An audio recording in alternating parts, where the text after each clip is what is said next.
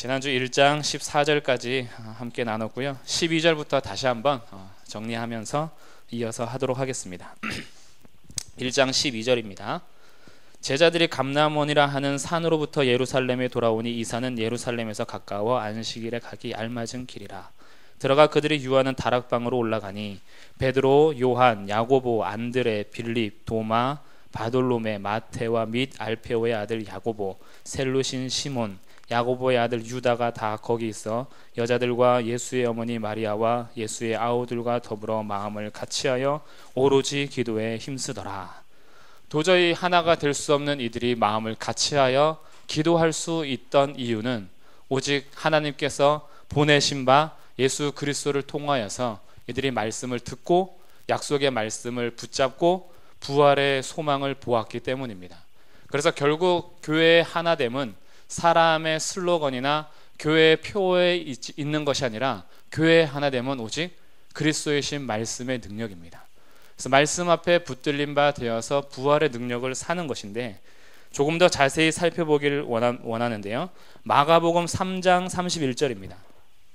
마가복음 3장 31절.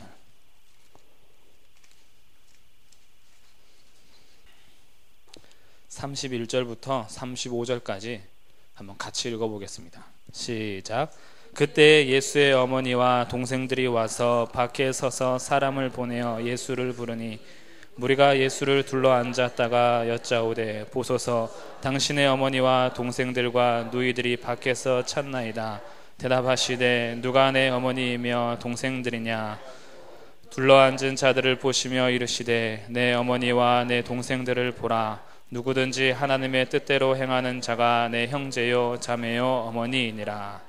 아멘. 마가복음 3장 31절에서는 그때라고 시작합니다. 그때가 언제냐? 30절을 보니까 이는 그들이 말하기를 더러운 귀신이 들렸다 하밀러라.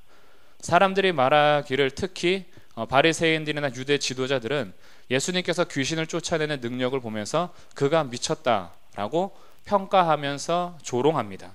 그때에 예수의 어머니와 동생들이 예수님을 찾으러 온 거예요. 동네에서 소문이 좋지 않거든요. 자기 형님이, 자기 아들이 동네에서 미쳤다라는 소리를 듣고 다니는 겁니다. 그래서 예수의 어머니와 동생들이 사람을 보내서 예수를 부릅니다. 데려가려는 것이죠. 그때 예수님께서 말씀하십니다. 내 어머니, 내 가족은 하나님의 뜻대로 행하는 자가 내 형제요 자매요 어머니다. 진짜 가족은 아버지의 뜻 안에 있다라는 것을 가르쳐 줍니다.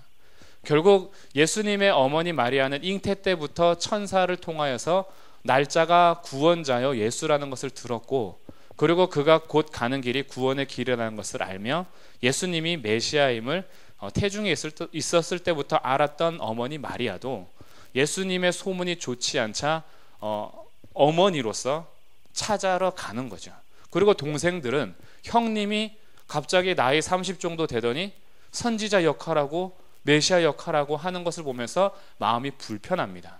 그런데 오늘 사도행전 1장 14절 다시 돌아오니까 여자들과 예수의 어머니 마리아와 예수의 아우들과 더불어 마음을 같이하고 오로지 기도에 힘쓸 수 있었던 이유가, 예수님께서는 육체적인 가족으로서의 어머니 마리아와 동생들이 아니라 부활하셔서 메시아로 이들에게 나타나십니다. 고린도전서 15장 7절로 한번 또 가보겠습니다. 고린도전서 15장 7절 4절부터 읽으면 좋을 것 같아요. 4절부터 제가 읽겠습니다. 장사 지낸 바 되셨다가 성경대로 사흘 만에 다시 살아나사 게바에게 보이시고 후에 12 제자에게와 그 후에 500여 형제에게 일시에 보이셨나니 그 중에 지금까지 대다수는 살아있고 어떤 사람은 잠들었으며 그 후에 야고보에게 보이셨으며. 7절에서 나타나는 야고보가 예수님의 아우 야고보입니다. 나중에 이 야고보가 예루살렘 공회에서 지도자 야고보고 결국은 순교하는 야고보입니다. 그러니까 이 야고보가 그 후에 야고보에게 보이셨으며 라고 부활의 주님이 동생 아우에게도 찾아가서 자신을 보인 것을 바울은 고린도서에서 예수 그리스도의 부활을 얘기하면서 그 이름을 기록하고 있습니다. 이제 이해가 되는 거예요. 왜 형님을 보면서 육체적인 형으로 생각했고 미쳤다라고 여겼으며 모든 사람들이 십자가에서 못 박으라고 외칠 때 도무지 그걸 막을 길이 없었던, 육체적으로는 가족이었으나 영적으로 진짜 가족이 아니었던 이 아우들도 어떻게 지금은 예수님께서 승천하신 이후에 한 공동체를 이루고 있는가 봤더니 그것이 예수 그리스도의 복음의 능력이요 부활의 능력이라는 것입니다. 그래서 교회가 교회로서 하나 되는 것은 사람의 힘이나 사람의 응집력에 있는 것이 아니라 예수 그리스도의 말씀과 복음과 부활의 능력에 있다라는 것이죠. 저는 이 사도행전 우리가 나누면서 역사를 이끌어가는 분이 누구신지 정확하게 우리가 다시 한번 기억하고, 교회의 역사를 이끌어가시는 분도, 그리고 우리 복음의 역사를 이루시는 분도 사람이나 교회의 힘이 아니라 예수 그리스도의 능력이라는 것을 확실하게 붙잡기를 소망해 봅니다. 여기서부터 모든 회복이 시작이 됩니다. 교회의 기초도 마찬가지고 교회의 마지막도 마찬가지며, 우리의 인생을 시작하신 분도 하나님이시요 우리 인생을 마무리하는 분도 하나님이신 거죠. 교회가 세상 속에서 권세를 가질 때도 있고 세상 속에서 권세를 못 가질 때도 있고, 그런 세상의 권위와 상관없이 하나님의 교회는 영원하다라는 것을 사도행전 통해서 보는 겁니다. 교회의 규모와 상관없고 교회의 크기와 상관없으며 교회에서 말하는 어떠한 자랑거리와도 전혀 상관없는, 오직 예수께서 시작하신 교회요, 예수께서 이끌어가시는 교회요, 복음의 능력과 부활의 능력으로만 주님의 제자들이 선다라는 것입니다. 저는 우리 여기 있는 모두가 이 부활의 능력 가운데 살아가기 주님의 이름으로 축복합니다. 이렇게 오직 부활의 능력으로 함께 소망하면서 설 수 있었던 이유도 결국 약속의 말씀이었어요. 약속한 것을 기다려라. 그러면 약속한 것이 올 것이다 라는 거였거든요. 그러니 말씀 붙들고 있는 겁니다. 15절, 그때 모인 무리의 수가 약 120명이나 되었습니다. 이제 12명의 제자와 아우들 어머니뿐 아니라 부활의 능력을 보여준 500여 형제들 중에서 이제 120여 명 정도가 모이기 시작합니다. 그리고 그때에 15절, 베드로가 그 형제들 가운데 일어서서 베드로의 첫 번째 설교가 기록이 됩니다. 사도행전은 복음의 역사가 진행하는 중에 설교가 굉장히 많이 차지합니다. 약 4분의 1 정도가 베드로 설교, 바울 설교, 스데반 설교 이렇게 나누면 28장 가운데 약 4분의 1이 설교예요. 복음이 진행되는 중에 이 설교, 하나님의 말씀을 들어서 해석해 주는 일이 얼마나 소중하고 중요한지에 대해서 누가는 사도행전을 기록하면서 핵심적으로 계속 기록하고 있습니다. 그 첫 번째로 120명 정도가 모였고 아직 약속하신 것이 오지 않았을 때입니다. 약속하신 성령은 오시지 않았지만 베드로에게 하나님께서 깨달음을 주셔서 설교를 하기 시작하는데 16절, 형제들아, 성령이 다윗의 입을 통하여 예수 잡는 자들의 길잡이가 된 유다를 가리켜 미리 말씀하신 성경이 응하였으니 마땅하도다. 모여서 기도하면서 주의 말씀을 상고하는 중에 하나님께서 이미 가룟 유다를 통해서 말씀하신 성경이 예언되어 있다라는 것을 깨닫게 됩니다. 그것이 시편 41편 9절입니다. 시편 41편 9절에서 유다에 대한 것이 이미 기록되어 있다라는 것을 알게 돼요.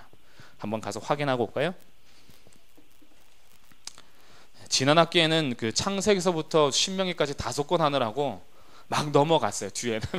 근데 이제 사도행전 가지고 10주 하니까 찾아볼 수 있는 시간도 좀 있을 것 같아요. 시편 41편 9절.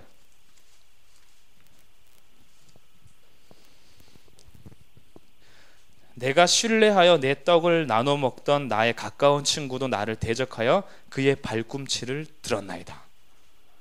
식탁에서 예수님께서 말씀하셨잖아요. 나와 함께 그 빵을 집는 자, 그리고 그가 나를 팔 것이다 라고 이제 얘기하는 거예요. 그 떡에 대해서 얘기하는 겁니다. 내가 신뢰하여 내 떡을 나눠 먹던 나의 가까운 친구가 바로 가룟 유다를 얘기하는 거죠. 그러니 지금 베드로는 이 말씀을 깨닫고, 가룟 유다가 예수님을 배신하여서 떠난 것도 우연이 된 것이 아니라 이미 기록된 말씀이 성취되는 것이구나. 모든 복음의 역사와 하나님께서 하시는 일들이 우연히 발생하거나 갑자기 일어나는 일들이 아니라 하나님께서 이뤄가고 계시다라는 것을 말씀을 통해서 확인하는 겁니다. 그래서 16절에서 시편 41편 9절의 말씀을 근거로 하여서 운을 뗐던 베드로가 17절부터 20절까지 이르러서 마태복음 27장 3절부터 10절의 내용을 요약해 줍니다. 이제 가룟 유다의 마지막에 대해서 하는 건데요. 17절, 이 사람은 본래 우리 수 가운데 참여하여 이 직무의 한 부분을 맡았던 자라. 12사도 중에 한 명으로서 직무의 한 부분을 맡았던 사도였죠. 그런데 18절, 이 사람이 불의의 삭수로 밭을 사고 후에 몸이 곤두박질하여 배가 터져 창자가 다 흘러나온지라. 나중에 후회해서 다시 찾아가서 예수 판 거를 후회했지만 그건 너가 알아서 해라 라고 해서 자기가 받은 돈은 던져버리고 가서 목매달아 죽죠. 그리고 후에 기록된 것이 목매달아 죽으면서 아마 거기서 끊어져 떨어지면서 배 창자가 터진 것으로 이제 여겨집니다. 그래서 결국은 비참하게 이제 인생 마무리가 되는 거죠. 근데 19절, 이 일이 예루살렘에 사는 모든 사람에게 알려져 그들의 말로는 그 밭을 아겔다마라 하니 이는 피밭이라는 뜻이라. 가룟 유다가 죽은 그 장소를 아겔다마라 이제 부르기 시작합니다. 그러면서 구약의 이 일이 이미 예언되어 있는데 시편의 말씀을 다시 들어서 설명합니다. 20절, 시편에 기록하였으되, 이 20절 첫 번째는 69편 25절입니다. 시편 69편 25절, 그의 거처를 황폐하게 하시며 거기 거하는 자가 없게 하소서. 시편 69편 25절의 이 말씀은 유다 심판과 저주에 대한 예언입니다. 하나님께서 자기를 팔자에 대한 결국 사단에게 매인받아서 그 일을 성취하는 그를 거처를 황폐하게 하시고 거기 거하는 자 아겔다마라 부르면서 이제 그 피밭을 아무도 사지 않는 겁니다. 거기에는 집 짓지 않는 거죠. 그 거처는 사라지는 겁니다. 그렇게 시편의 예언의 말씀을 선포한 그가 20절 하반절 또 일렀으되 그의 직분을 타인이 취하게 하소서. 이거는 109편 8절입니다. 시편 109편 8절을 들어서 결국 다른 사람이 취해야 될 직분까지도 시편을 통해서 예언되어 있다라고 베드로가 설교하는 거죠. 그런데 지금 베드로의 설교는 1절부터 20절까지 먼저 가룟 유다가 된 일이 이미 성경에 되어 있는 것이 응해진 것이며, 성경에서는 이 가룟 유다 이후에 직분까지도 타인이 받아야 될 것이 예언되어 있다라는 것을 기록된 성경을 통하여서 해석해 주는 겁니다. 이렇게 해석해 주고 나서 21절, 이러함으로 요한의 세례로부터 우리 가운데 올려져 가신 날까지 주 예수께서 우리 가운데 출입하실 때에 항상 우리와 함께 다니던 사람 중에 하나를 세워서 우리와 더불어 예수께서 부활하심을 증언할 사람이 되게 하여야 하리라. 성경에 예언된 것들이 이루어졌고 이제 그의 직분을 타인이 취해야 되는 과정 중에 있는데, 그러면 사도의 한 자리가 비는 가룟 유다의 자리를 채울 그의 조건이 요한의 세례로부터, 요한의 세례라는 것은 예수님의 공생애가 시작하는 시점부터, 예수님께서 이제 공식적으로 메시아의 행보를 하는 그 시점부터 우리 가운데 올려져 가신 날까지, 승천하신 날까지, 예수님께서 공생애를 시작하신 요한의 세례로부터 십자가에서 죽으시고 부활하시고 40일 동안 하나님의 나라와 성령에 대해서 가르쳐 주신 다음에 승천하신 날까지 항상 함께 있던 사람 중에 한 명을 뽑아야 된다 이거예요. 그러니 예수님을 따라갔던 무리들은 12명만 있었던 건 아닙니다. 12명은 제자들 중에서 특별히 부른 사람이고, 이 사람들 외에도 예수님을 계속 따라다니던 제자들이 있었던 거죠. 그러면 사도의 직무를 감당해야 될 이는 조건이 이것이 해당돼야 된다라는 거예요. 요한의 세례로부터 승천하신 날까지 항상 우리와 함께 있던 사람들 중에서 하나를 세워야 한다. 그리고 그가 할 일은 22절 하반절, 우리와 더불어 예수께서 부활하심을 증언할 사람이 되는 것이 그가 할 일이다.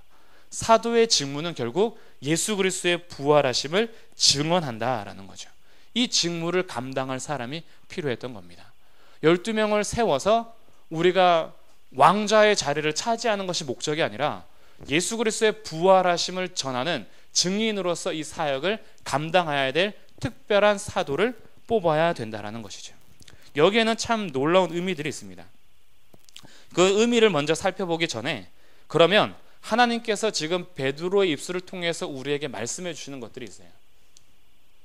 먼저 성령이 다윗의 입을 통하여 라고 16절에서 말하죠. 형제들아, 성령이 다윗의 입을 통하여, 성령이 주체가 된다라는 것을 분명하게 기록해 줍니다. 다윗은 주체인 성령께서 쓰시는 수단인 거예요.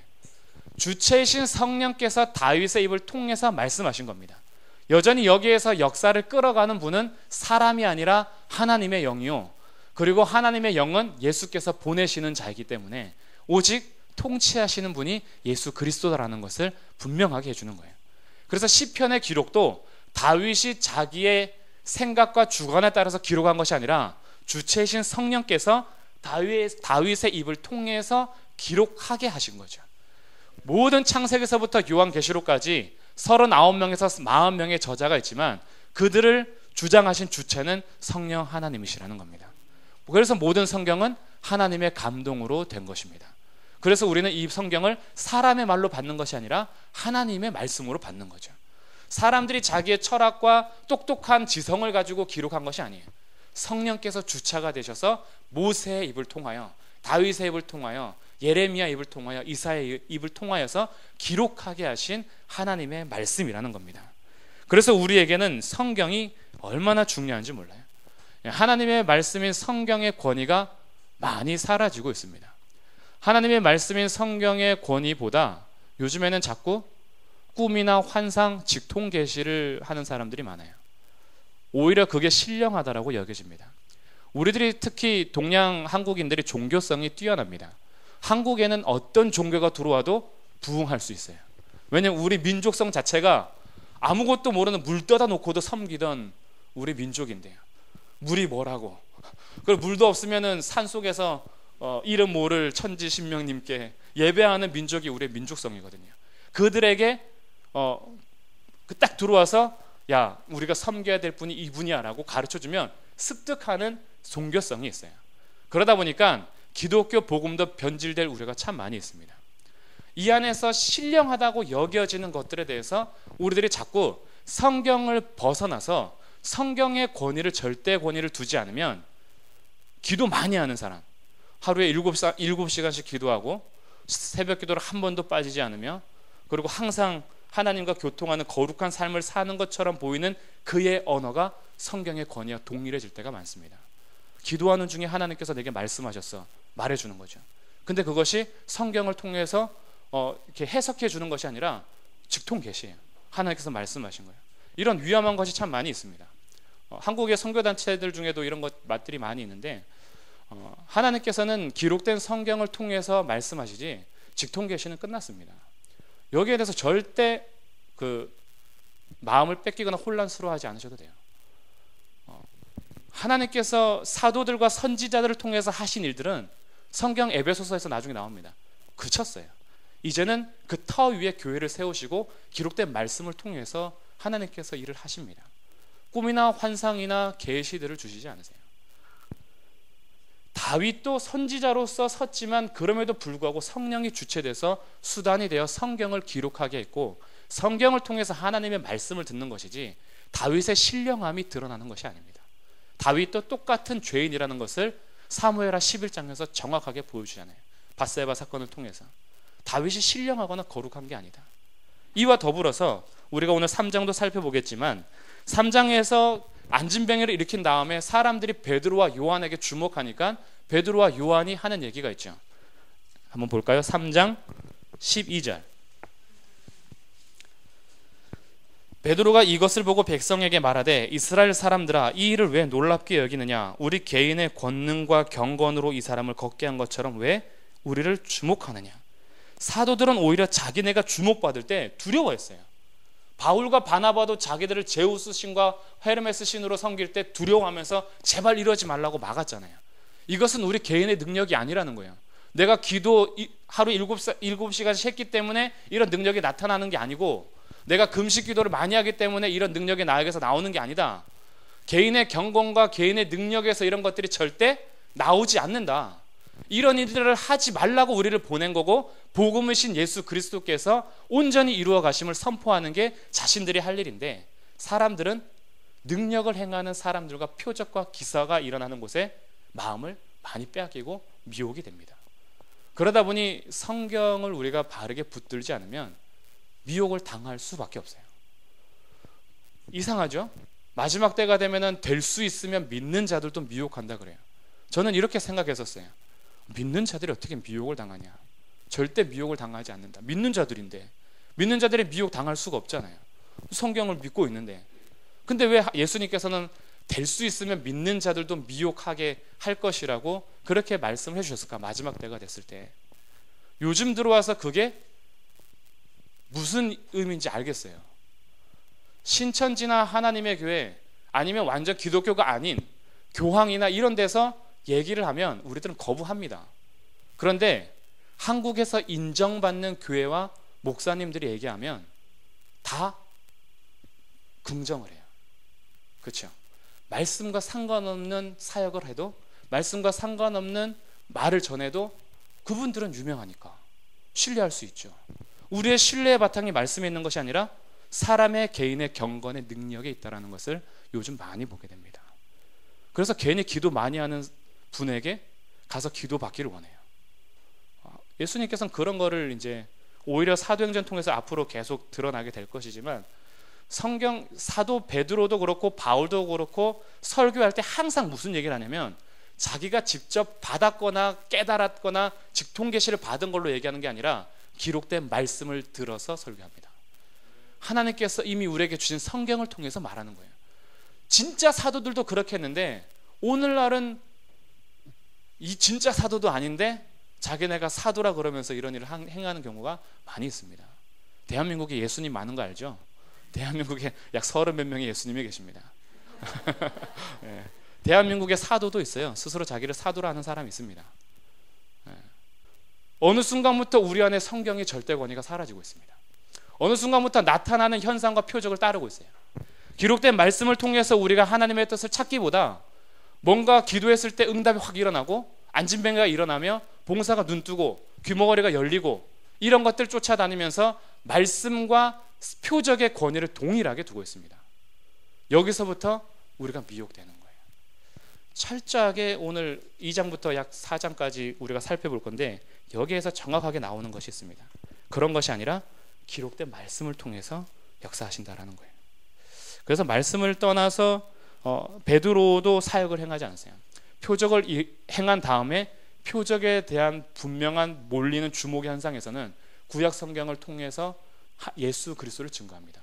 그 그리스도를 증거하는 도구로서 하나님께서 일시적으로 사도들을 통해서 행하신 일을 가지고 오늘날도 기록된 말씀과 동일한 권위를 두면서 꿈과 환상, 계시에 두면서 말씀을 멀리하는 건 우리를 미혹하는 것입니다. 미혹하는 영에 절대 헷갈려하지 않으셔도 됩니다. 확실하게 선을 그으셔도 돼요. 그래서 이제 하나님께서 성령이 주체가 돼서 다윗의 입을 통해서 역사하시는 이런 말씀을 통해서 사도를 세우는데 사도의 조건이 요한의 세례로부터 부활의 날까지 있는 자잖아요. 확실하게 선을 그은 거예요. 오늘날엔 이런 사람이 없습니다. 그래서 사도는 일시적인 거예요. 오늘날에도 있는 게 아닙니다. 예수님께서 요한의 세례로부터 부활한 날까지 본 사람이 오늘날까지 존재할 수가 없어요. 더 이상 사도로서 자격이 없습니다. 나중에 그래서 바울도 항상 사도권에 시달리는 거예요. 너가 예수님의 요한의 세례로부터 승천의 날까지 있는 자가 아니니까.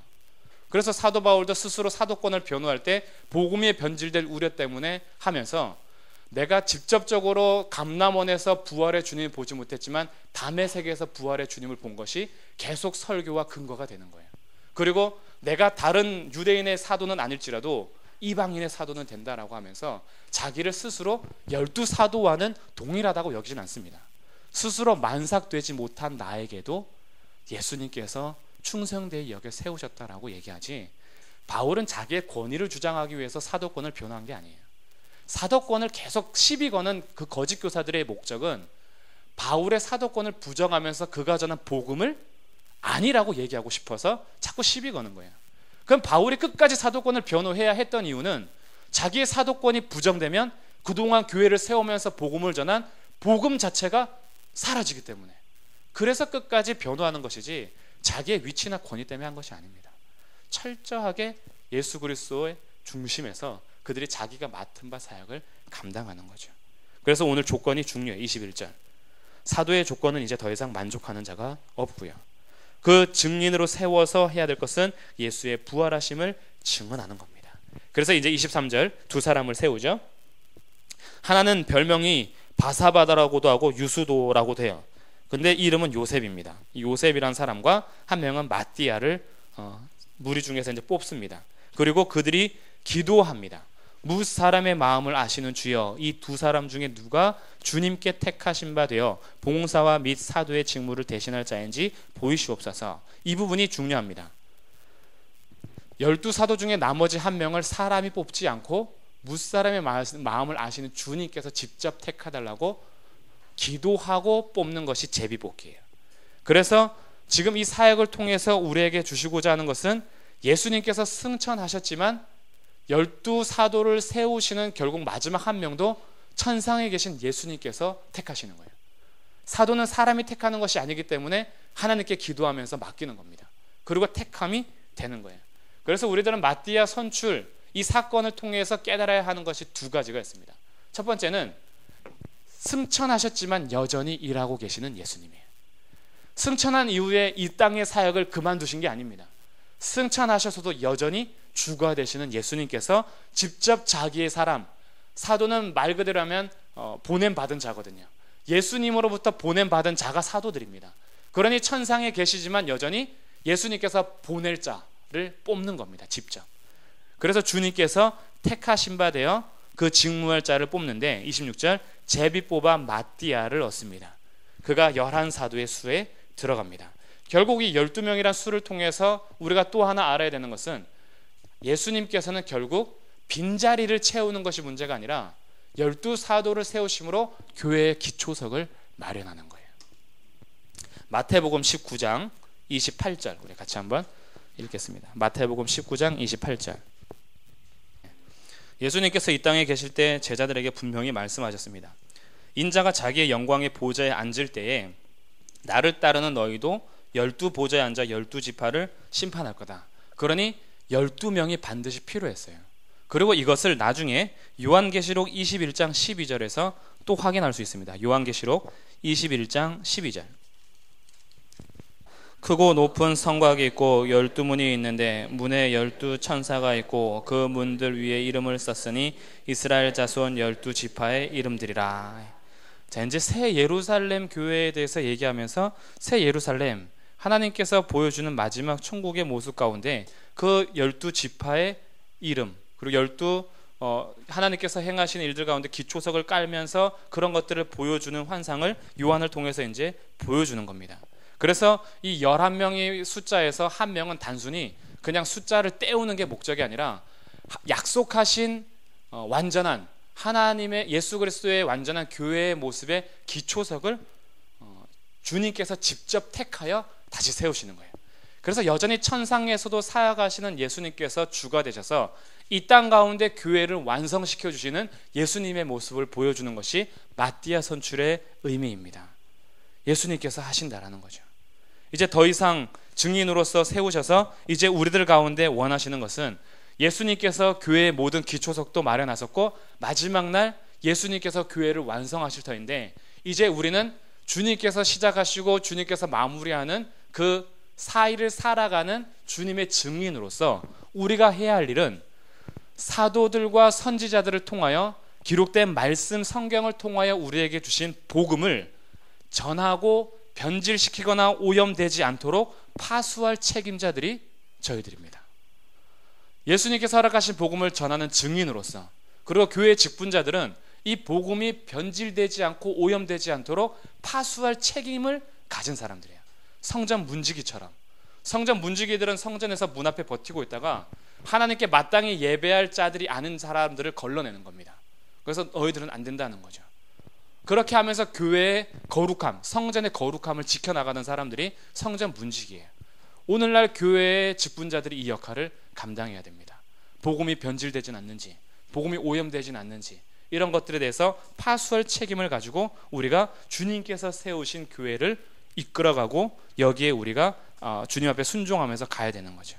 그래서 결국 베드로의 설교를 통해서 우리가 깊이 마음에 새기는 것은 하나님이 하시는 일은 기록된 말씀을 통해서며 하나님께서 여전히 일하시고 예수 그리스도께서 직접 뽑으셨으며 예수 그리스도께서 교회를 이끌어 가신다라는 사실입니다. 여기에 대해서 우리들은 전혀 흔들려서는 안 되고 항상 예수 그리스도 안에서 교회를 볼 줄 알아야 합니다.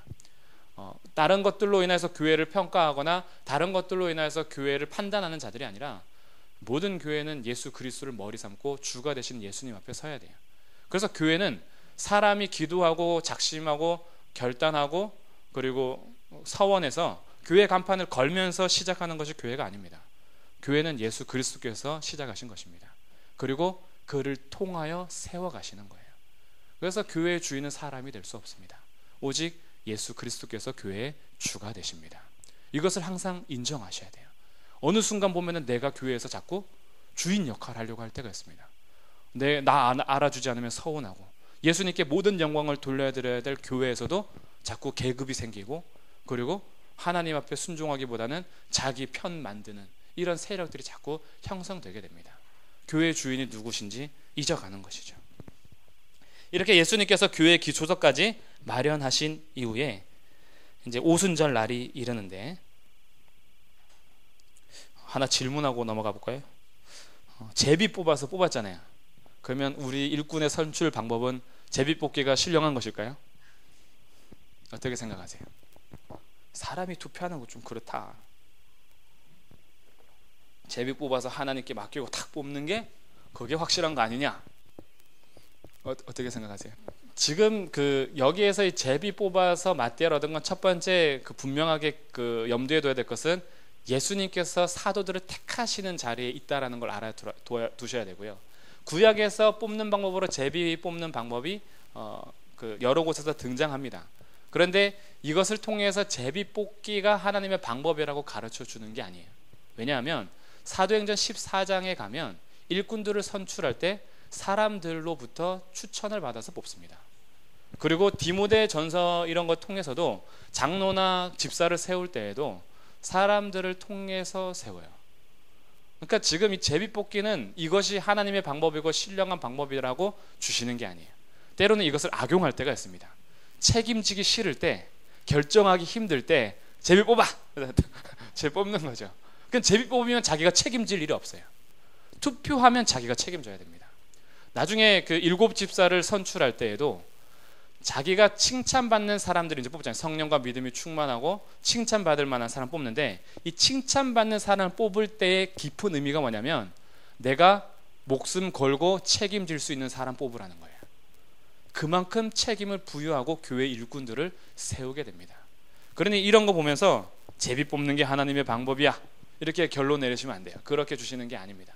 그래서 방법을 얘기한 게 아니고 더 깊은 의미는 주님께 택하신 바 되어 하나님께서 직접 뽑으셨다라는 데 큰 의미가 있고 제비 뽑기나 투표나 다 중요한 건 무사람의 마음을 아시는 주님께 의탁해서 나의 유익과 이익을 위해서 선거하지 않고 정말 하나님 앞에 신중하게 하는 것이 우리의 자세지 제비 뽑기나 투표 둘 중에 뭐가 더 신령하나 이런 것을 성경은 가르쳐주지 않습니다. 참고적으로 이제 2장 가보겠습니다. 2장. 자, 이렇게 교회의 기초석까지 다 세우시고 여전히 일하시는 예수님께서 오순절 날이 이미 이름에 그들이 다 같이 한 곳에 모여 있습니다. 그곳에 여전히 있었다라는 뜻인데 오로지 모여서 기도하던 그 다락방에서 여전히 모여있던 그곳에 2절 갑자기 하늘로부터 급하고 강한 바람 같은 소리가 납니다. 3절 마치 불의 혀처럼 갈라집니다. 표현을 잘 보셔야 돼요. 급하고 강한 바람 같은 소리입니다. 그리고 불의 혀처럼이에요.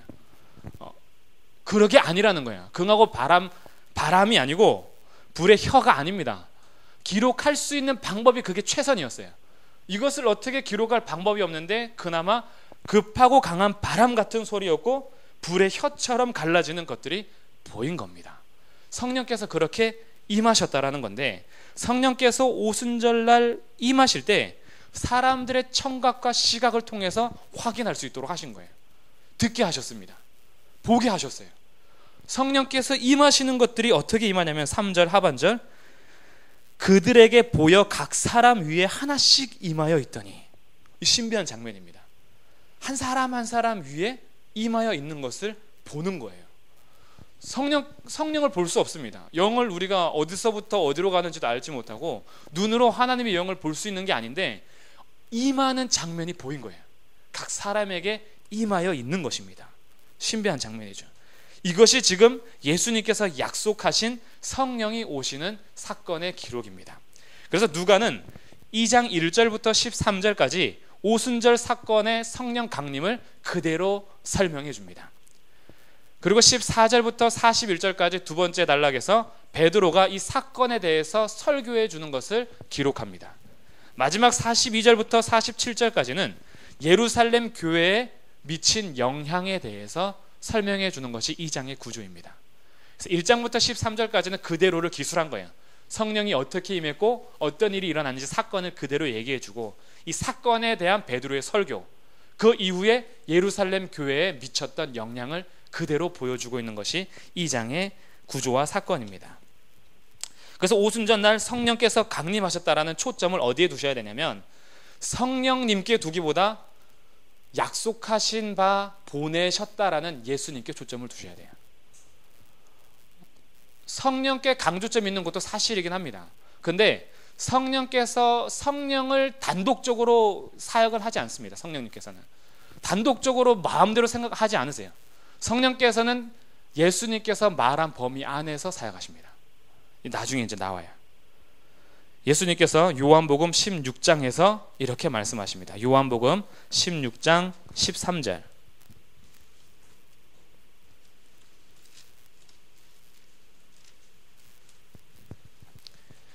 요한복음 16장 13절 14절.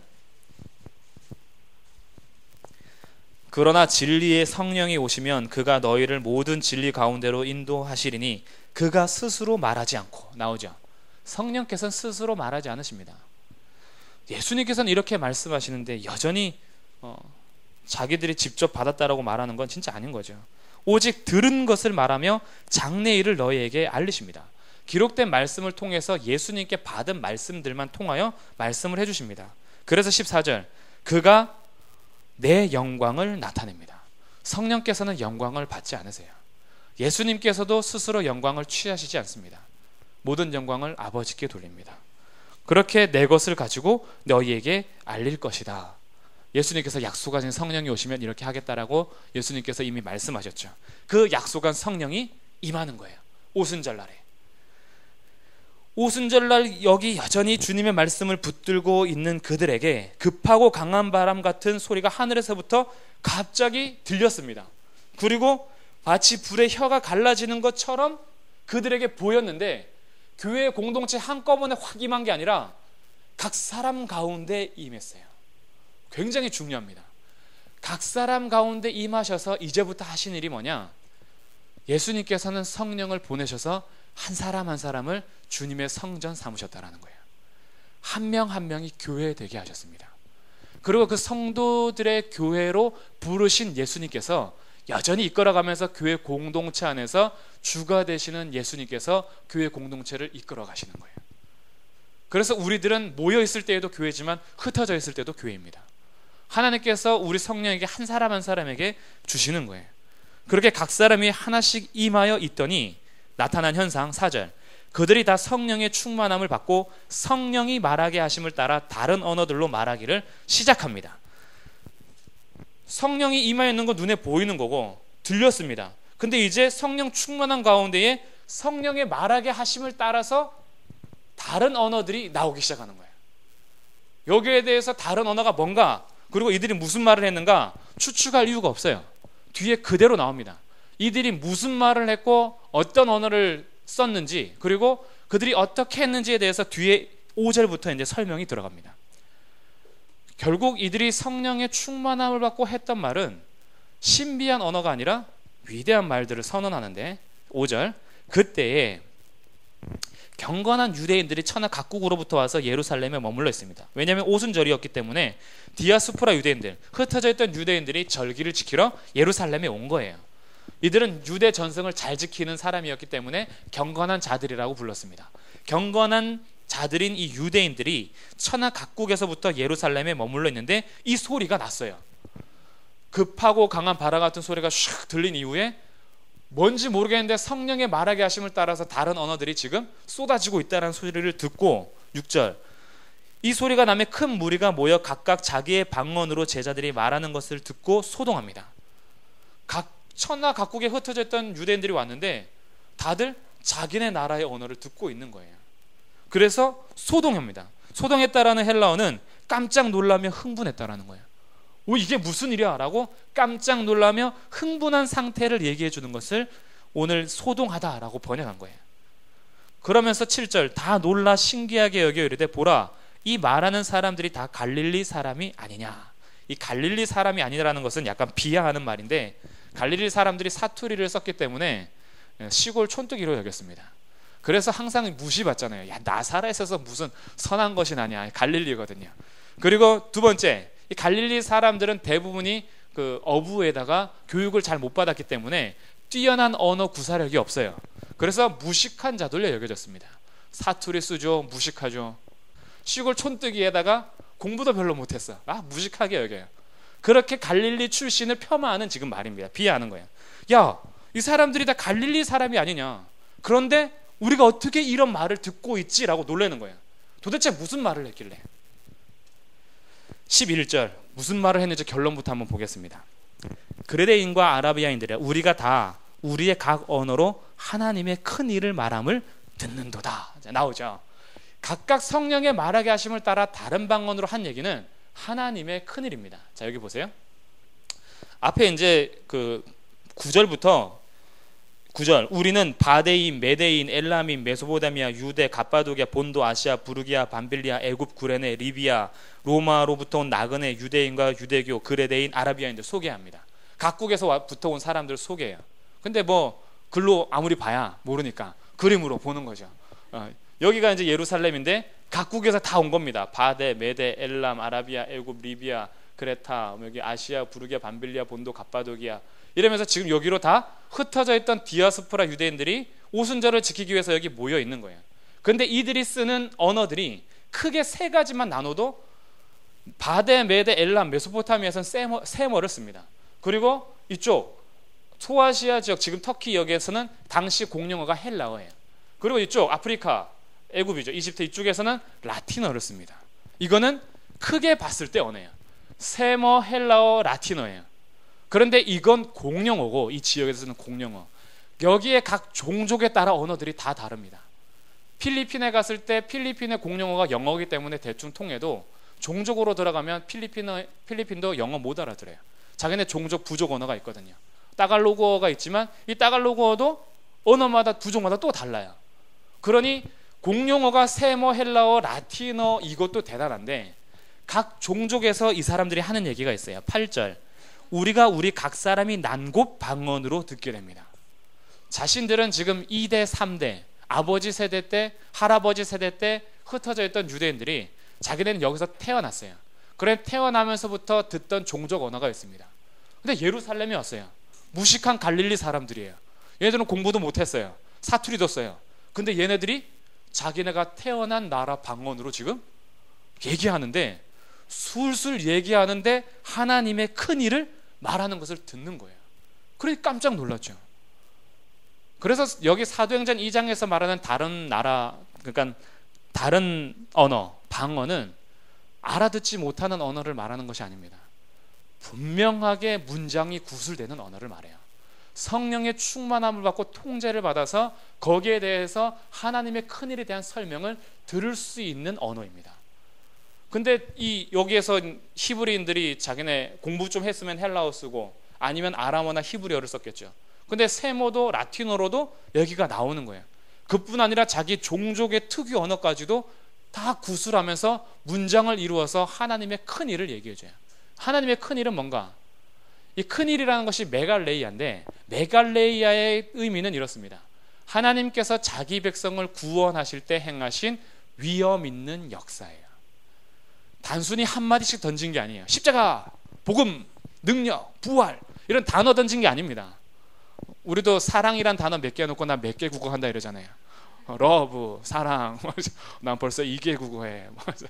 독일어 가지고 또 사랑 해놓고 난 3개 국어해. 이런 게 아니에요. 지금 문장을 완벽하게 구술하는데 어느 정도로 얘기하냐면 하나님께서 자기 백성을 구원하실 때 행하신 위엄 있는 역사 메갈레이아 하나님의 큰 일을 설명해 주는 거예요.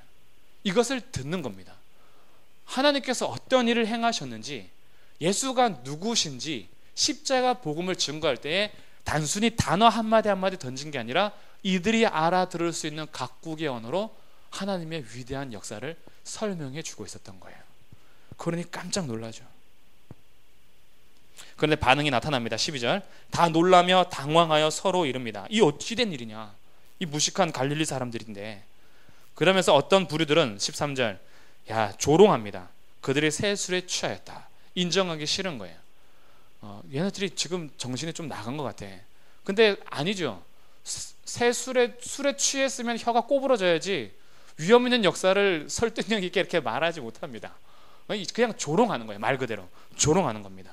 그래서 14절, 베드로가 두 번째 설교합니다. 이 현상에 대해서 이제 14절부터 설교하는 거예요. 베드로가 11사도와 함께 서서 소리를 높여 이르되, 유대인들과 예루살렘에 사는 모든 사람들아, 이 일을 너희로 알게 할 것이니 내 말에 귀를 기울이라.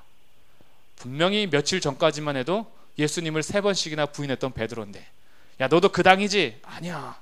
함께 있는 거 봤는데? 아니야, 진짜 아니야.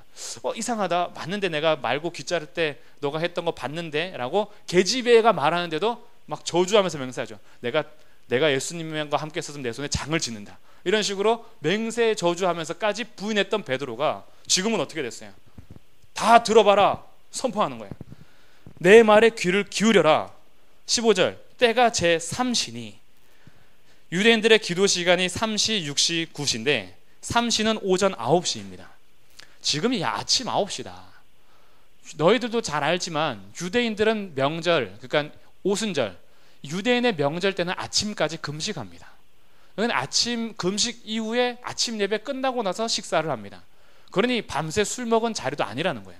지금 우리가 명절 지키면서 금식하는 기간 아침 9시인데 어떻게 우리가 새 술에 취했다라고 하느냐. 너희들이 생각하는 것처럼 취한 것이 아니다. 그러면서 16절, 또 성경을 통해서 얘기하죠. 선지자 요엘을 통하여 말씀하신 것이니. 요엘 2장 28절부터 32절입니다. 17절, 하나님이 말씀하시기를. 자, 한번 단어 하나가 바뀌는데 어떻게 바뀌었는지 확인해 봅시다. 요엘 2장 28절과 사도행전 2장 17절에서 앞부분에서 뭐가 바뀌었을까? 2장 28절 보세요. 그 후에 내가 내용을이죠. 그 후에 한번 여기 보세요. 17절, 하나님이 말씀하시기를 말세에 내가 내용이죠. 그 후에라고 예언했던 요엘 선지자의 말씀을 이제 베드로는 성취된 입장에서 말세라고 바꿨습니다. 요엘은 그 후에 이런 일이 일어날 것이라고 예언을 했고, 예언이 성취된 시점부터는 이제부터는 마지막 때다 이거야. 성령께서 오심으로 이제 마지막 때가 시작이 된 것입니다. 마지막 날에 내가 내 영으로 부어줄 것이다 이거죠. 그 마지막 날, 여호와의 날, 크고 두려운 날, 그 날이 이제 올 때까지가 예수님께서 보내신 성령이 임재하신 그날부터 다시 오실 그날까지가 그래서 마지막 날이 되는 거예요. 말세입니다. 100년 전에도 말세였고 1000년 전에도 말세였고 지금도 말세예요. 나타난 현상들 때문에 말세가 아니라 하나님께서 행하신 일 때문에 말세가 되는 거예요. 야, 요즘 보니까 세대들이 엉망진창이야. 말세다 말세. 그 얘기는 100년 전에도 있었고 진짜 말세다 말세 1000년 전에도 있었어요. 근데 성경에서 말하는 말세는 도덕적으로 무너지고 윤리적으로 타락해서가 아니라 성령께서 오셔서 복음을 완성한 이후부터 이제 심판주로 오실 재림의 날까지는 마지막 때요, 이때가 구원받을 만한 때요, 은혜 받을 만한 때입니다. 예수님 다시 오시면 이제 이 마지막 때는 끝나요. 은혜의 때, 구원의 때는 사라집니다. 이제 그때에는 구원자로 오시는 것이 아니라 심판자로 오시는 거예요.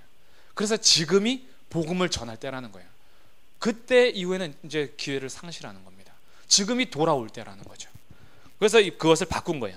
하나님이 말씀하시기를 말세에 내가 내 영을 모든 육체에 부어주리니 너희의 자녀들은 예언할 것이요 너희의 젊은이들은 환상을 보고 너희 늙은이들은 꿈을 꾸리라. 그때에 내가 내 영을 내 남종과 여종들에게 부어주리니 그들이 예언할 것이요 또 내가 위로 하늘에서는, 계속 강조하는 게 뭐죠?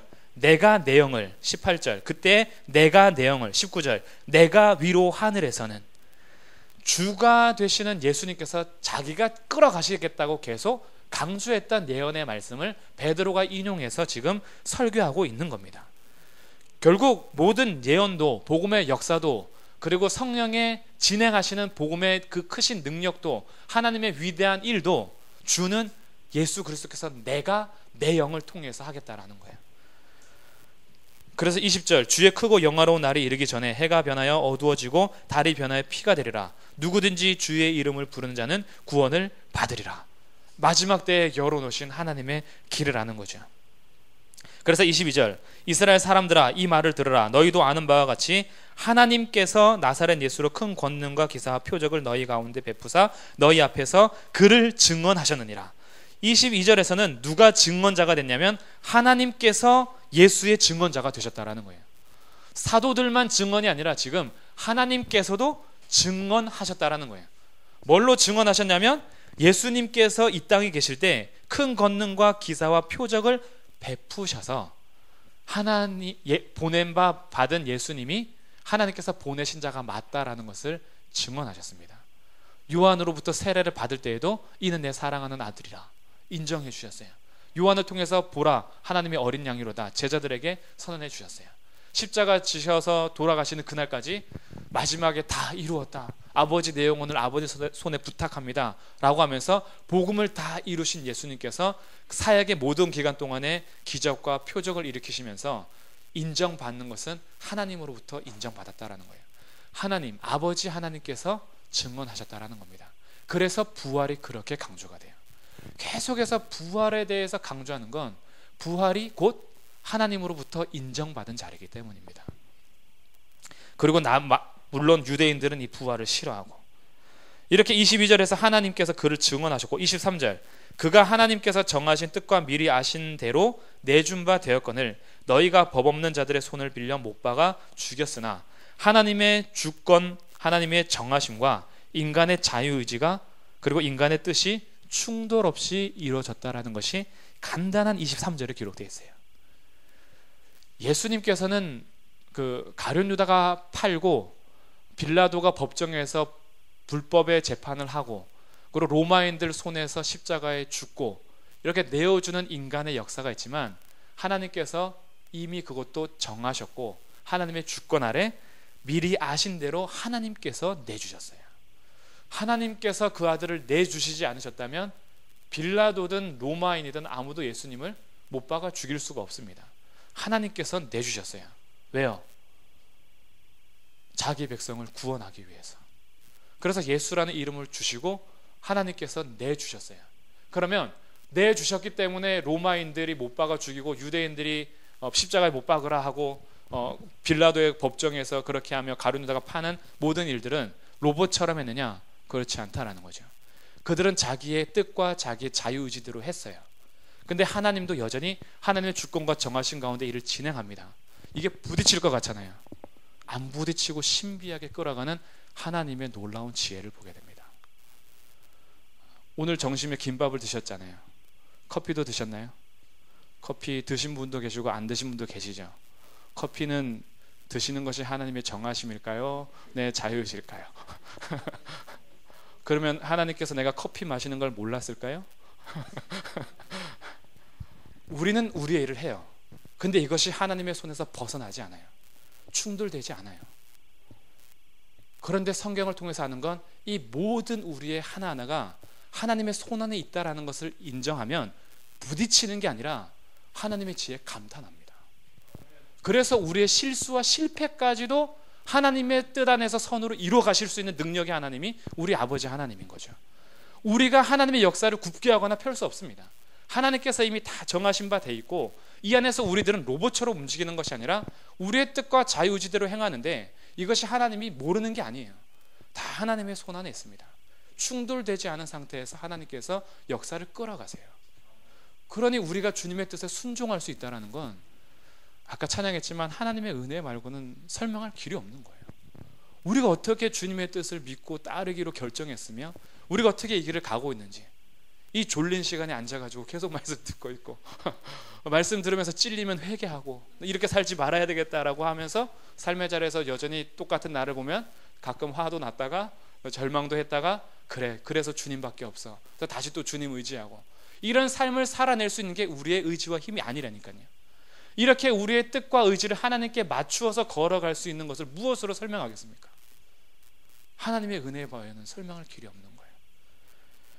이렇게 하나님께서 뜻하신 바 되어서 23절 정하신 뜻과 미리 아신 대로 내주었고 너희는 법 없는 자들의 손을 빌려서 못 박아 죽였습니다.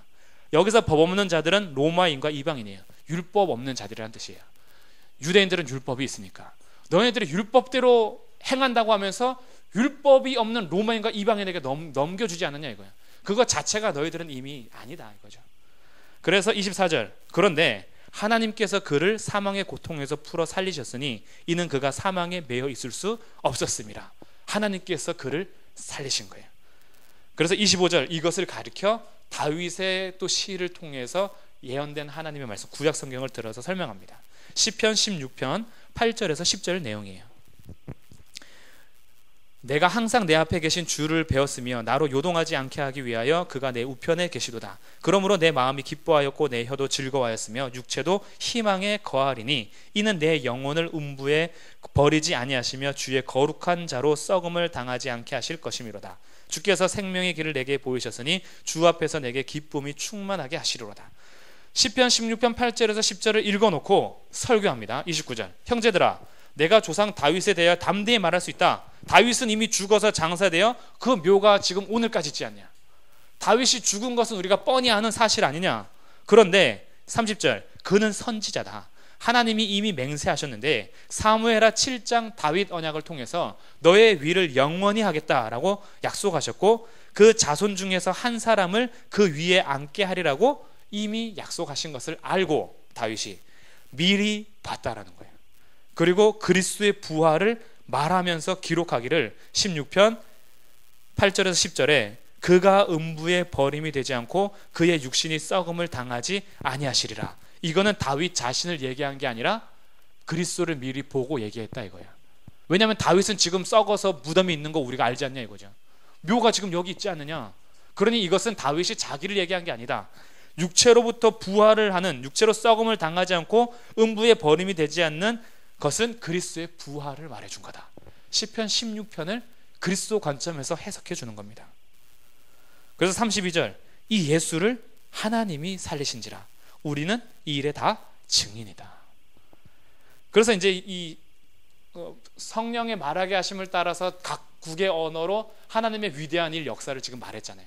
다 놀라면서 당황하고 있고 어떤 불에선 조롱하면서 술 취했다라고 하니까 이 일은 지금 갑자기 된 일이 아니라 이미 하나님께서 약속하셨고 우리에게 이루어졌던 이 예수 그리스도의 부활도 이미 다윗을 통해서 예언되어 있던 말이다 라고 하면서 구약을 풀어줍니다.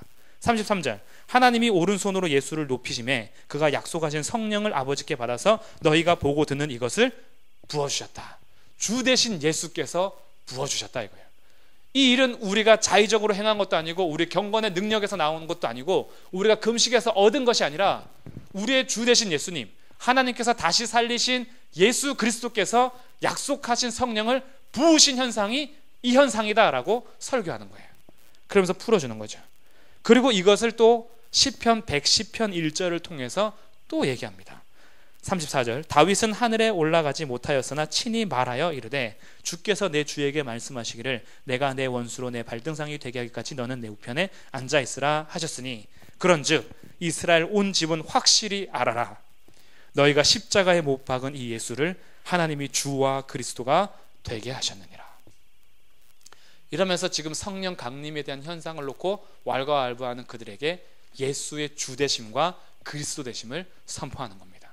이것은 자기가 만들어낸 얘기가 아니라 이미 다윗으로부터 구약에서 예언된 일이요 하나님께서 약속하신 것이고 하나님께서 하셨다라는 것을 증거해 주고 있는 거예요.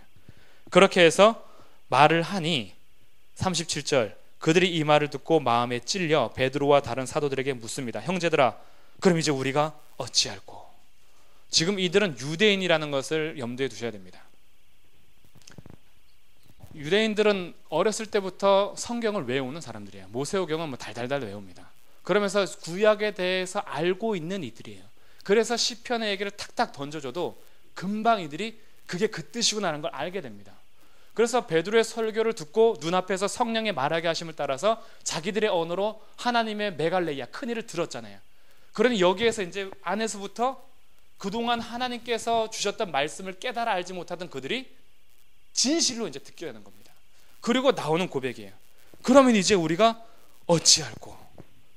베드로가 대답합니다. 38절 같이 한번 읽어볼게요. 38절 시작.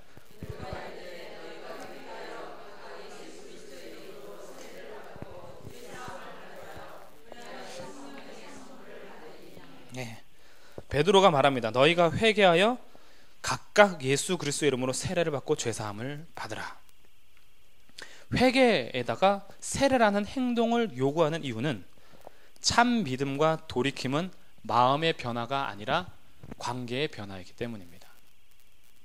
회개라는 것을 이때 당시에 유대인들은 이방인들이 유대교로 입교할 때 했던 것이 세례였어요. 야, 너네들이 우리 유대교로 들어오려면 할례 받고 세례 받고 모세 율법을 지키면서 이런 규례들이 있어요. 그러면 너희들이 이방인일지라도 유대교로 받아줄게. 그렇게 받은 사람이 아까 잠깐 나왔습니다. 2장 10절에서 2장 10절 끝에 곧 유대인과 유대교에 들어온 사람들과 있죠. 이 유대교에 들어온 사람들 말하는 거예요. 원래 출신은 유대인이 아닌데 유대교에 들어오는 일이 있었어요. 그런데 이들이 각각 예수 그리스도의 이름으로 세례를 받는다라는 것은 그러면 이방인들이 유대교에 입교하는 행식인 것처럼, 의식인 것처럼 우리들도 이 의식을 통해서 우리의 정체성과 우리의 모든 자신들의 삶의 방향을 예수가 주요 그리스도라 고백하면서 치르는 의식이 세례인 거예요. 그럼 유대교 사회에서 이 세례를 고백하고 세례를 받게 될 때에는 출교당하거나 사형에 처해집니다. 왜냐하면 예수님은 그때 이들이 인정하지 않았고 하나님의 모욕한 신성 모독자여 죄인으로서 죄수로서 나무 십자가에서 달려 죽은 자로 여겼는데 그가 주와 그리스도 메시아라고 여기면서 그의 이름으로 세례를 받는다라는 것은 출교를 각오하는 거고 자기의 목숨을 담보로 하고 고백하는 겁니다. 그래서 회개라는 것이 마음에서 그냥 변화를 일으키는 것이 아니라 진짜 회개는 유턴이거든요. 하나님께 방향 맞추지 않던 내가 이제 하나님께로 완전히 돌아가는 건데 하나님께로 돌아가는 길은 나에게 있지 않습니다. 율법을 지킴으로 하나님께 돌아가는 것이 아니라 하나님께서 보내신 자 예수 그리스도를 믿고 주로 고백하는 그 예수님을 믿음으로 돌아가는 것이기 때문에 하나님과의 관계가 변하는 거예요. 그럼 여기에 따라오는 것이 당연히 회개와 세례, 이것을 요청하는 겁니다. 오늘날 세례하고 많이 다르죠. 오늘날 우리들은 세례 받는다라고 해서 죽이지 않습니다. 출교시키지 않아요. 그래서 오히려 세례 받으라고 막 권면해 줘야 돼요. 세례는 받아야지. 뭐 세례 받아야 천국 가나요? 세례 받으면 천국 가는 건 아닌데 믿음으로만 천국 가는데 그래도 세례 받아야 되지 않을까? 설득해야 돼요. 특히 학생들, 청년들. 세례 안 받아도 돼요, 막 이러거든요. 이때 당시에 세례는 믿음과 떨어진 게 아니에요. 믿음을 고백하면서 나타나는 믿음의 표지가 세례였습니다. 그래서 회개하고 세례를 받으라. 그러면 죄사함을 받는다라는 거죠.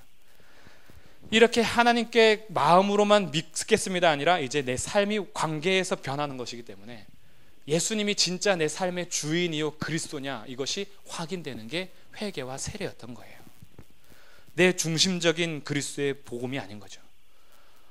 내 중심적인 것이 아니라 하나님 중심으로 돌아서는 겁니다. 오늘날 우리 복음은 많이 나 중심적이잖아요. 나한테 유익이 있어야 믿습니다.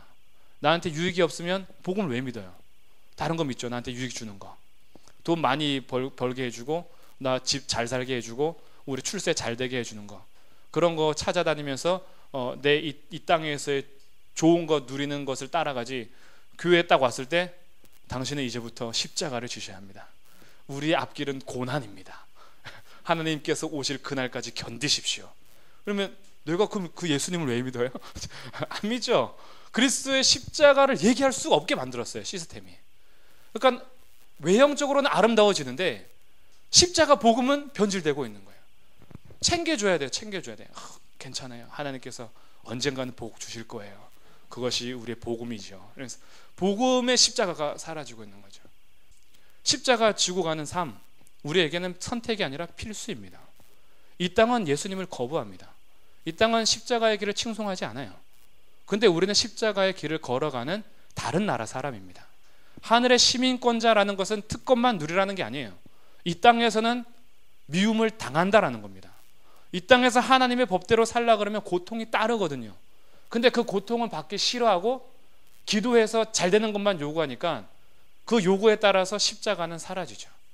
그러니 마지막 때가 되면은 사랑도 식어지고 표적과 기사를 따라갈 수밖에 없습니다.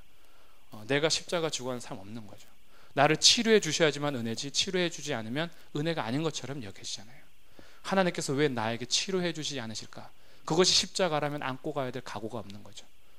오늘 나에게 무슨 일을 행하시는지 하나님의 주권을 인정하면서 그분으로부터 나의 삶을 해석하는 것이 아니라 내 눈앞에서 내 안위와 안녕과 내 유익을 위해서만 해석하다 보니까 복음이 자꾸 변질되죠. 확실합니다. 예수님이 주와 그리스도가 안 되면 회개한 게 아닙니다. 예수님이 나의 인생의 주로 고백하는 게 회개예요. 내 인생의 삶의 목적은 이제 내가 아닙니다. 여전히 예수님을 도구 삼아서 내 인생을 펴려고 하는 것은 진짜 복음을 듣지 못한 거예요. 진짜 복음은 내 안에 내가 없어지는 겁니다. 더 이상 내가 주인 아니에요. 그거 인정하겠느냐가 믿느냐라는 질문입니다. 너의 인생의 주인이 이제 하나님이고 너의 인생의 이제 목적이 하나님의 영광을 위한 삶이라는 것을 믿느냐, 이게 예수님을 믿느냐예요. 예수님을 믿고 내 삶 펴겠다라는 것이 복음 아닙니다. 그래서 이 땅에서는 충돌이 일어나요. 왜냐하면 난 이제 나를 위해서 살지 않고 내 주를 위해서 살기 때문에 하나님의 말씀은 세상과 다르고 부딪히거든요. 그러다 보니 당연히 충돌이 일어나죠. 그래서 예수님께서 내가 화평을 주러 온 줄로 생각하느냐, 내가 검을 주러 왔다. 서로 불화가 일어날 것이다. 그리스도의 복음 안에서 세상과 하나님의 나라의 충돌을 선언하는 겁니다. 우리가 이것을 바르게 알아야 돼요. 우리의 앞에는 십자가가 있습니다. 그런데 분명한 것은 십자가 후에 말로 표현할 수 없는 영광이 보장되어 있습니다. 그 영광이 이 땅에서 없을 수도 있어요. 그러나 확실하게 보장되어 있습니다. 우리는 하나님 나라의 백성이기 때문에. 그래서 인내가 필요한 거죠. 오래 참는 거고 환난을 겪고도 소망 중에 즐거워하는 겁니다. 그 복음, 십자가 복음을 붙들지 않고 예수가 나의 삶의 주가 되지 않으면 기도하는 것도 나의 도구가 될 수 있어요. 예수님의 권능을 도구로 해서 내 인생 피는 거죠. 순서가 바뀌었잖아요. 하나님께서 우리에게 행하신 일들이 있습니다. 어떤 사람은 높이 쓰실 거예요. 어떤 사람은 낮춰서 쓰실 겁니다. 어떤 사람은 크게 쓰실 거예요. 어떤 사람은 작게 쓰실 겁니다. 그거는 우리 세상 관점이에요. 하나님께서 다 각각 처소에서 하나님의 뜻에 맞게 사용하십니다. 우리는 거기에 순종하는 자들이에요. 나를 높이시든 낮추시든 부하게 하시든 가난하게 하시든 건강하게 하시든 병들게 하시든 우리의 주권이 하나님께 있고 내 인생의 주인은 하나님이다. 그러니 너희들은 이 땅에서 먹을 것 마실 것 때문에 염려하지 말고 오직 먼저 그의 나라와 그의 의를 구하라. 아멘. 덥네요. 네. 그래서 이제 회개와 세례에 대해서 정확하게 얘기해 준 다음에 그냥 여기서 끝낸 게 아니에요. 39절, 이 약속은 거기에 있는 사람들에게만 한 것이 아니라 너희와 너희 자녀와 모든 먼데 사람 곧 주 우리 하나님이 얼마든지 부르시는 자들에게 하신 것이라. 우리에게도 동일하게 약속된 것이며 40절, 또 여러 말로 확증하며 권하여 이르되 너희가 이 패역한 세대에서 구원을 받으라. 이렇게 말한 다음에 여러 말로 확증하면서 권해줬어요. 이제 너가 알아서 선택해 라고 내버려 둔 게 아니에요.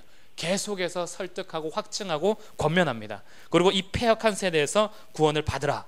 그랬더니 41절, 그 말을 받은 사람들이 세례를 받는데 신도의 수가 3,000이나 더하게 됩니다. 이때 유대인들이 이제 말씀 안에서 예수를 본 거죠. 그 귀가 열린 겁니다. 말씀을 듣는 귀가 열렸기 때문에 예수를 보게 된 것이고 말씀을 통하여서 이들이 성령의 역사를 누리게 되는 거죠. 성령께서 오셔서 베드로를 통하여 하나님의 역사를 진행하고 계심을 보여줍니다. 그리고 42절부터 이 일이 어떤 영향을 끼쳤는지 사건을 그대로 기술하는데 42절부터 47절이 참 이상적인 교회의 모습인데 분명히 아셔야 될 것은 이렇게 하라라고 명령한 건 아니에요. 성령께서 오셔서 됐던 일들을 그대로 나열하는 겁니다. 그래서 우리한테 이렇게 해라 라고 주어진 것이 아니라 이렇게 됐다라고 보여주는 거예요. 참 놀라운 거죠. 42절, 그들이 사도의 가르침을 받아 서로 교제하고 떡을 떼며 오로지 기도하기를 힘쓰니라. 네 가지 현상이 나타났어요. 계속해서 사도들의 가르침을 받습니다. 계속해서 서로 교제합니다. 계속해서 떡을 뗍니다. 여기서 떡을 떼다는 것은 성만찬의 의미가 있어요. 교제하다라는 것은 자기 것을 나눈다라는 의미가 있습니다. 이제 서로 나눠주는 삶을 살면서 교제합니다. 그리고 기도하기를 힘씁니다. 이 네 가지 모두를 힘쓰면서 계속하고 있는 현상이 나타났어요. 그리고 이것을 자세하게 풀어 쓰는 것이 43절부터 47절이에요. 43절, 사람마다 두려워합니다. 사도들로 말미암아 기사와 표적도 계속 나타납니다. 이 일 때문에 경외함이 생겼어요. 하나님을 두려워하고 경외하는데 44절, 믿는 사람이 다 함께 있어 모든 물건을 서로 통용합니다. 재물관이 변한 거예요. 네 것 내 것이 아니라 이제 서로 같이 나눠 쓰는 공동 소유가 된 거죠. 재물관의 변화. 또 재산과 소유를 팔아서 각 사람의 필요를 따라서 나눠줍니다. 저 사람이 이것이 필요하면 내 것을 팔아서 나눠줄 수 있는 교회 공동체가 된 거죠. 이것이 교제예요. 코이노니아. 46절, 날마다 마음을 같이하여 성전에 모이기를 힘쓰고 집에서 떡을 뗍니다. 성전에도 모이고 집에서도 모이고, 이제는 장소 불문하고 어디든지 모이는 사람들이 된 거예요. 이 새로운 사회니까. 그리스도인의 공동체는 세상에 있는 것이 아니니까 성전에서도 집에서도 서로 떡을 떼며 기쁨과 순전한 마음으로 음식을 먹습니다.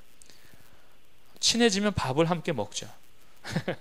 떡도 떼고 집에서 밥도 먹고, 그렇게 새로운 사회를 형성됐다라는 것을 보여줘요.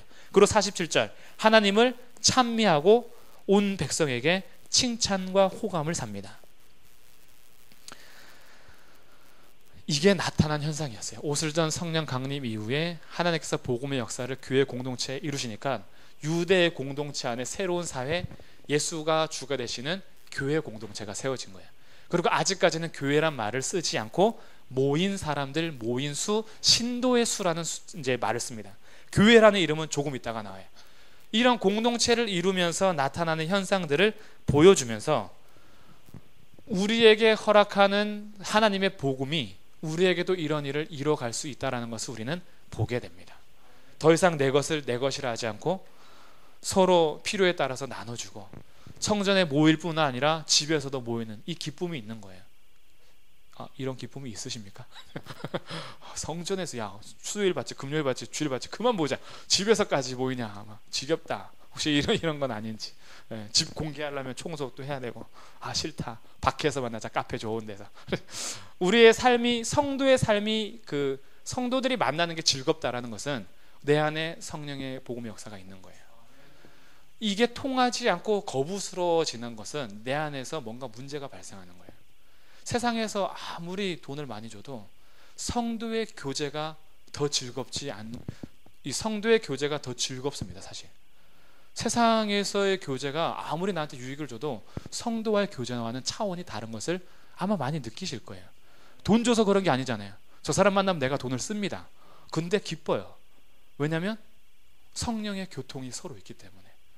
그래서 세상 사람들과 아무리 친해도 하지 못할 말들을 서로 합니다. 이게 성령께서 이루신 교회 공동체에서 나타나는 현상들이라는 거예요. 이렇게 율법적으로 하라는 게 아닙니다. 너 예수님 믿었지? 너 소유 팔아서 나눠줘. 너 떡에 이제 집에서 떡을 떼고 너 성전에 모이기를 힘써라. 이렇게 명령한 게 아니라는 거예요. 그대로 예루살렘 교회에 이런 영향이 나타났습니다. 근데 역사를 둘러봐도 성령께서 역사하시는 복음의 역사 가운데는 이런 현상이 나타납니다. 율법적으로 하는 게 아니라 이게 자연스러워져요. 우리가 이제 이런 것들을 보게 되는 거죠. 3장 조금만 더 하겠습니다. 그래서 제9시 기도 시간이 되었어요. 이제 기도 시간에 베드로하고 요한이 성전에 올라가는데 나면서 못 걷게 된 이를 사람들이 메워옵니다. 그리고 미문이란 곳에 돼요. 미문이 이쪽입니다. 이제 여기 성전 도형인데 여기가 미문이에요. 미문이란 것은 아름다울 미자입니다. 그래서 아름다운 문이라고 이름을 붙인 건데, 이쪽에서 등장하든 이쪽에서 등장하든 어디로 들어오든 간에 성전으로 들어가려면 이 문을 통과해야 돼요. 그러니 구걸하기 진짜 좋은 장소입니다. 모든 사람들이 동서남북에서 와서 저쪽을 통해서만 들어가니까 자리 제대로 잡은 거죠. 아마 뒤에 큰 어깨들이 있을 거예요. 아무나 못 잡는 명당입니다. 저기에서 날마다 성전에 두는데 이렇게 아름답다라고 칭하는 문, 여기에서 그가 결국은 하는 거는 구걸이에요. 여기 앉아가지고 맨날 구걸만 하는 거예요. 아름다운 문에서 내가 하는 건 구걸이에요. 이게 뭔가 안 맞죠. 아름다운 문에서 구걸하고 있는 이 삶이 안 맞습니다. 자연스럽지가 않아요. 그런데 날마다 그렇게 뒀어요. 자연스럽게. 그리고 사람들도 아무렇지도 않게 왔다 갔다 하면서 계속 돈을 주고 기부를 했겠죠. 그리고 이 안진뱅이도 태어나면서부터 어차피 안진뱅이였기 때문에 언젠가부터 나를 놔두면 여기에서 내 밥벌이가 됐던 겁니다. 그런데 어느 날 3절, 베드로와 요한이 성전에 들어가 하는 것을 보고 구걸합니다. 한 푼 줍소 하죠. 그러니까 4절, 베드로와 요한이 더불어서 주목합니다. 그리고 아마 주머니를 이렇게 뒤적뒤적 했을지도 몰라요. 돈은 없어요. 근데 우리를 보라. 그리고 그가 딱 그들에게서 도대체 뭘 줄 여기에 보라고 하는가. 보통 사람 지나가면서 그냥 동전 던지거나 1,000원짜리 5,000원짜리 이렇게 주고 가는데 우리를 보라 하면 10만 원? 계산되는 거죠. 보라 할 정도면 도대체 뭘 주려고 지금 무엇을 얻을까 하여 촥 쳐다봅니다. 이 사람들이 보통 사람이 아니구나. 근데 절망의 말을 하죠. 베드로가 은과 금은 내게 없다. 이게 뭐야? 은과 금을 달라는 것도 아닌데 보라 해놓고 은과 금은 없대요. 그러면서 합니다. 내게 있는 이것을 내게 주노니 나사렛 예수 그리스도의 이름으로 일어나 걸으라. 그리고 그의 손을 잡고 일으키니 힘을 얻고 뛰어서서 걸으면서 걷기도 하고 뛰기도 하고 하나님을 찬송합니다. 9절, 모든 백성이 그 걷는 것과 하나님을 찬송하는 것을 보고 야, 얘가 성전 미문에서 구걸하던 사람이 아니냐. 다들 놀라면서 놀랍게 여기며 아주 놀랍니다. 10절 맨 끝에 심히 놀라며 놀랍게 여기며 놀라니라. 얼마나 놀랐는지 놀랐다는 것을 반복하면서 쓰고 있어요. 맨날 지나가면서 봤던 안진뱅인데 갑자기 뛰면서 찬양하고 있으니까 한편의 마음으로는 밥줄 끊겼는데 이제 어떻게 살려고. 근데 자기의 진짜 삶은 내 밥줄 은과 금을 얻는 것이 아니라 내 인생 다시 태어나는 거죠. 그래서 예수 그리스도의 이름으로 일어나 걷게 되는 겁니다. 여기에 대해서 아주 중요한 것이 있어요. 베드로가 말한 것은 예수 그리스도의 이름을 빌어서 내가 세웠다라고 하지 않아요. 내가 명령해서 예수 그리스도의 이름을 사용하여 걷게 한 게 아니라 내게 있는 걸 나눠준 거예요. 내게 전부를 나눠준 겁니다. 이제 내 전부는 은과 금이 아니다. 내 안에 있는 전부는 나사렛 예수 그리스도인데 그분께서 너를 이렇게 세워주기를 요청하는 겁니다. 그렇기 때문에 나중에 12절에서 말하는 거예요. 개인의 권능과 경건으로 이 사람을 걷게 한 게 아니라는 거예요. 내가 예수님의 권능을 받아서 내가 한 게 아니라는 겁니다.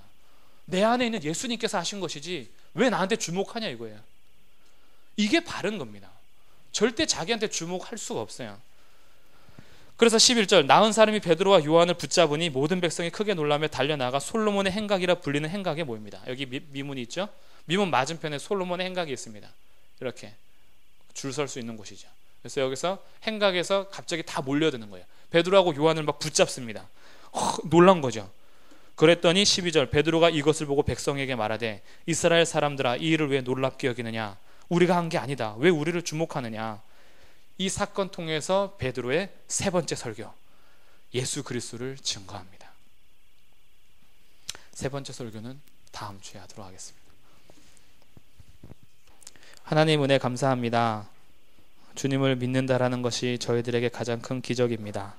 우리의 삶의 주가 되시고 그리스도가 되시는 예수님을 우리가 바르게 믿고 우리의 삶을 하나님께로 돌이켜서 날마다 주와 그리스도가 되시는 예수님께 온전히 우리의 삶을 드릴 수 있도록 은혜를 베풀어 주옵소서. 복음의 능력, 부활의 능력으로 우리의 삶을 살아가기를 원합니다. 내 힘과 내 의지로 이 땅의 것을 구하며 사는 것이 아니라 하나님께서 허락하신 이 삶을 이제는 주님의 영광을 위하여, 하나님의 영광을 위하여 그의 나라와 그의 의를 구하면서 우리에게 주신 복음의 능력으로 살아갈 수 있도록 은혜를 베풀어 주옵소서. 우리 주 예수 그리스도의 이름으로 기도드립니다. 아멘. 수고하셨습니다. 다음 주에 뵙겠습니다.